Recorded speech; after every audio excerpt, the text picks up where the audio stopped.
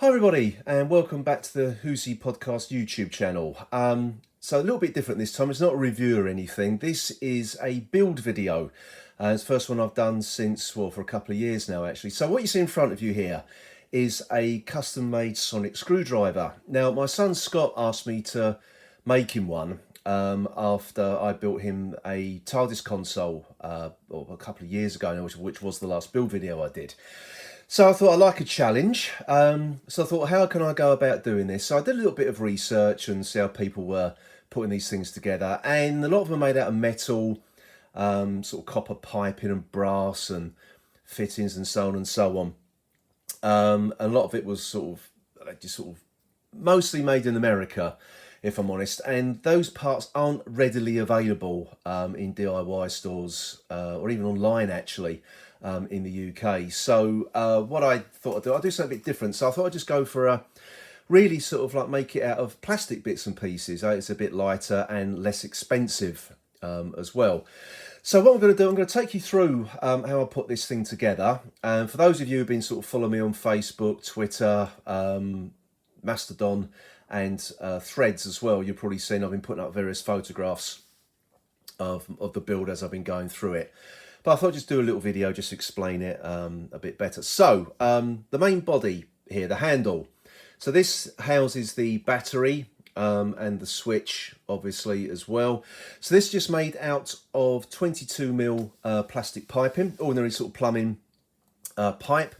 And wrapped round it is it's just sort of like sort of fake leather, pleather stuff, really, which unfortunately you can only buy it in great big sheets. So I just cut off a strip that I needed and just wrapped it round the handle. And also before I did that, I pre-cut a 10mm hole to put the button through. That's just because of the size of the button that I used. Okay, so the button then, as I'm on that subject, this is a momentary button, as they're called. So basically what that means is when you press the button, that the light comes on. When you take your finger off, the light goes out. That's it. It's on for the moment the moments you hold it. Two reasons. Well, main reason for that. That's what a sonic screwdriver should do. It stays on when the doctor presses it, and that's it.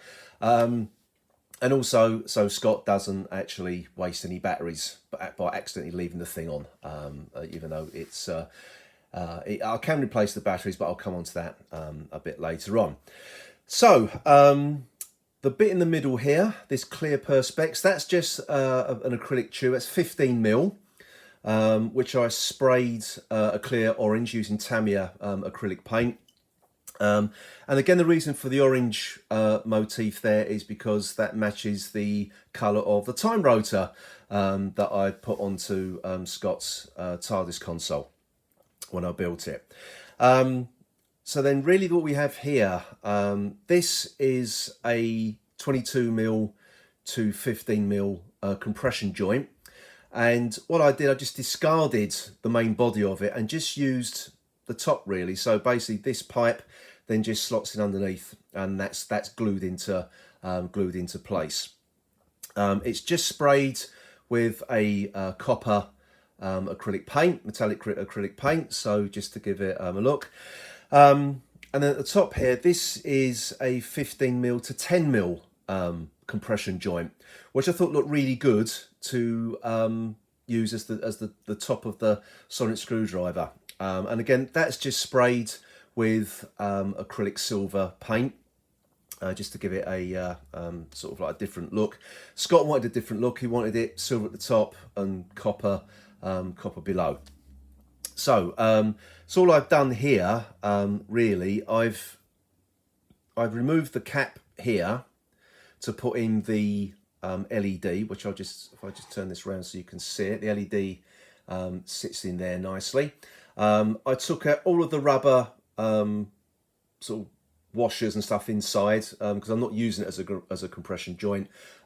Basically, I just hot glued the LED in there and then basically just screwed the cap back on. I think it looks quite effective actually, to be honest. Now there is one thing I want to say actually. This wasn't the original design. I didn't intend to put the light at the top. What I wanted to do was to put the light here, just sitting below the acrylic pipe there. Reason I couldn't do this, I used a 9-volt LED to achieve this. There just simply wasn't enough room to cram it all in, because basically I think when you buy a toy sonic screwdriver, you can sort of you can unscrew it, take the battery, lift the lid off, get to the batteries, which I obviously couldn't do this because obviously I was sliding everything in from the bottom and trying to hide the wiring, all the wiring in here. Plus the fact because the button is fairly close to the top, it would have been too much of a squeeze. So there we go. And I'll come on to a bit more on that in a minute. So, and then here, just to sort of jazz it up a little bit, you can see I've got some little struts here. That was just made out of an old wire coat hanger. I just cut them to length. I just dremeled off the edges so they sort of tapered out a little bit, and then just super glued them on. And there we go. It's I think it looks quite effective. And then at the end here, this is just like some end stops, plastic end stops that I bought off of Amazon. Again, 22mm, or just slightly under 22mm, because obviously it's fitting on the inner diameter, so it's probably closer to 19mm on the inside there, to just sort of hide the batteries. And also it's easy to take out when the batteries do go flat. So obviously now if I just push the button, the light comes on. There we are, you see, and that's it. Unfortunately, no sound on it. I could have put in a sound chip, but that's beyond my very limited electrical wiring skills, I'm afraid. So when it comes to the wiring, so obviously, as I said, we've got a 9-volt LED at the top there, orange light as well, again to fit the motif that Scott wanted.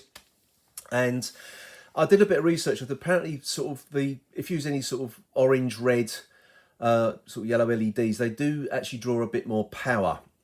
So what I've used here is for the power, I've used 6 button batteries in there, 1.5 volt button batteries, and really just to make sure that because LEDs are a bit how can I put it, sort of very selective on what power they use. So I put in a 330 ohm resistor into the wiring loom as well, just to make sure it doesn't blow the bulb. It shouldn't do anyway, because it's only held on for a short period of time. But it's just in case, just in case anything does go wrong.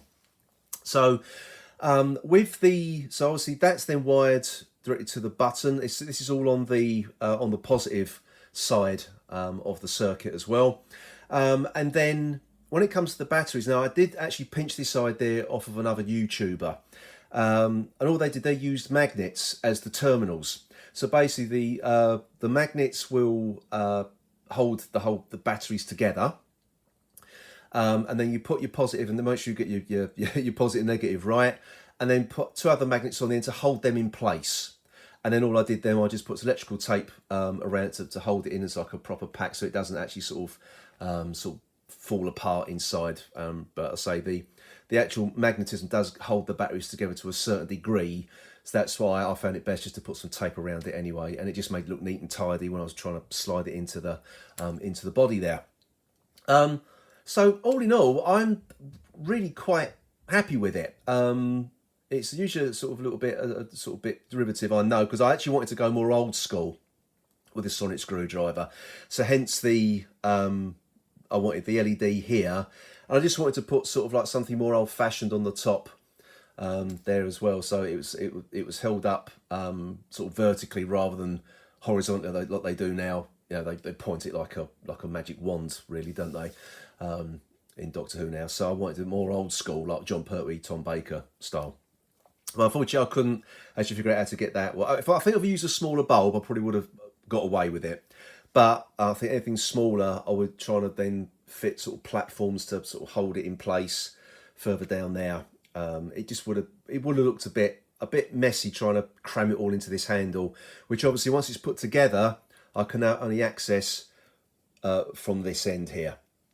But all in all, I'm happy with it. For a first attempt, I'm happy. Scott's happy, and yeah, there we go. So I'm just saying, that's just to give you an idea if you want to build your own one.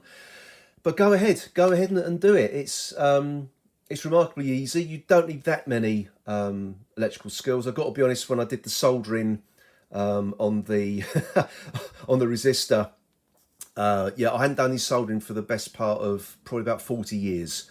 I did that when I was at school, actually, in my third year secondary school. So when I did electronics, which I've forgotten all about now. So yeah, so you can find out what's on the internet, really. But I say that's just an idea of what you can do. Go ahead, do your own thing, come up with your own designs. That's what sonic screwdrivers are all about. They're meant to be individual. So there you go. So thanks for listening and watching, and I'll see you next time. Bye bye.